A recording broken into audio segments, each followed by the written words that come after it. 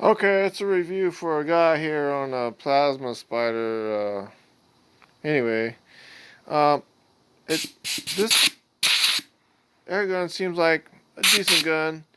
The thing I didn't like about it the most when I went to adjust it is the air settings here. When you adjust it, there's no real fine adjustments. It seems like maybe there's a like a ball valve right here where the air comes in.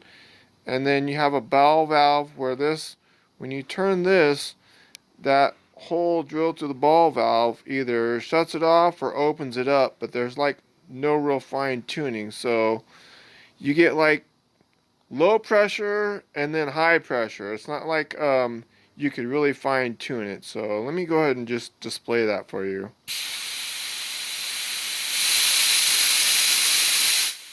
And then when you turn it past, you keep going past a certain point, it goes right back to low pressure. And then you turn it and you turn it and you turn it, and the pressure stays the same until you get to a certain point. And then it starts going a little more, a little more. And then the pressure, once you get to a certain point, the pressure does not increase. It stays the same until it drops off again. So, I mean, other than that, it seems like a decent gun. You know, I mean, right here we can turn it down.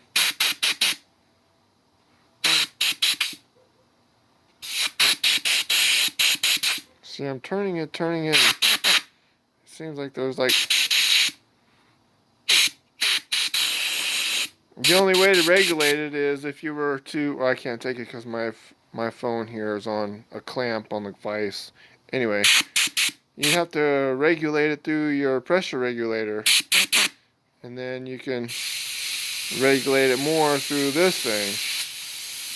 But, you see that?